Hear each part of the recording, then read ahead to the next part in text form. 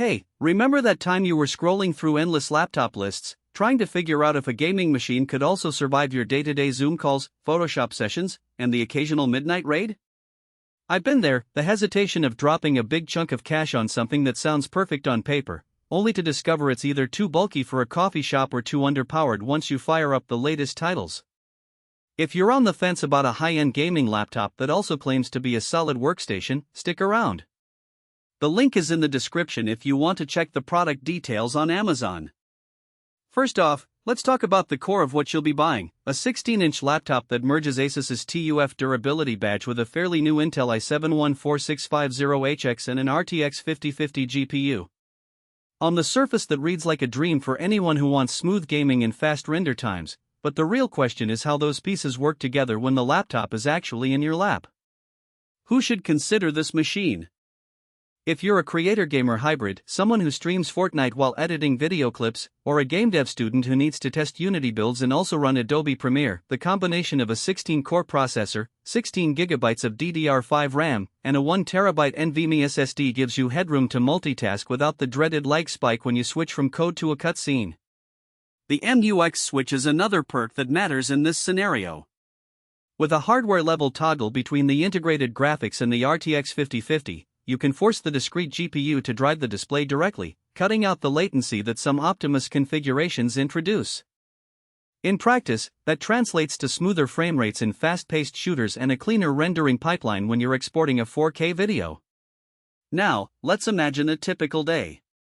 You start the morning with a Teams meeting, the camera on, microphone picking up background noise, and you need to pull up a 30-page PowerPoint that's peppered with high-resolution graphics.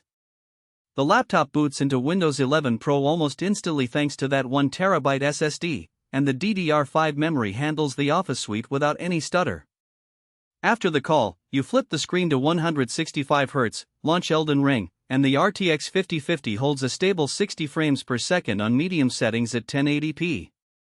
The MUX switch ensures the GPU is feeding the panel directly, so you don't notice the occasional flicker that can happen on laptops that bounce between integrated and discrete graphics on the fly. There's also the little conveniences that often get overlooked.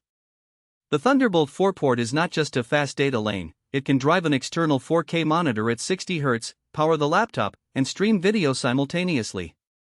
If you're the type who works from a desk a few days a week, you can dock the laptop, hook up a full-size keyboard, and treat it like a desktop without the extra expense of a separate workstation. The bundled notebook cooler, the fold radiator, tucked into the box is a nice add-on. It sits under the laptop and helps keep temperatures in check during those long gaming marathons. In my tests, the CPU temps stayed in the low 90s Celsius range under sustained loads, which is respectable for a thin chassis.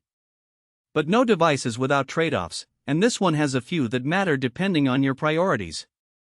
The display, while crisp at 1920x1200 and covering 100% of the sRGB gamut, is still a FHD Plus panel rather than a true 2K or 4K screen. If you're a photo editor who needs pixel-perfect detail for large prints, you might feel a little limited. The extra vertical space is helpful, but you won't get the same level of sharpness that a higher resolution panel offers. Also, the RTX 5050, although a solid mid-range GPU, isn't a powerhouse for ultra settings in the latest AAA titles. Expect to dial down textures or ray tracing if you want smooth frame rates at 1080p. In other words, it's a good enough card for most current games, but if you're aiming for 1440p or beyond, you'll be looking at compromises. Another practical weakness is the battery life. Gaming laptops notoriously drain fast, and this one is no exception. With the GPU active, you're looking at roughly 4 hours of mixed usage before you need to plug back in. If you plan to game on the train or in a coffee shop without readily available power, the short runtime could be a nuisance. However, if you mostly stay at a desk or have a power brick handy, it's a manageable limitation. Weight and portability are also points to consider. At about 5.3 pounds, the TUF F16 is heavier than many ultrabooks, but it's still within the carry-it-around-and-say-no-while sweet spot. It won't fit comfortably on a cramped airplane tray table if you're a frequent flyer, but for commuting between home and a nearby co-working space, the heft is acceptable. The chassis has that rugged TUF aesthetic, a bit of an industrial look with reinforced corners, which gives you an extra sense of durability if you're prone to tossing your laptop into a bag. So, who should skip this model? If you're a pure esports competitor,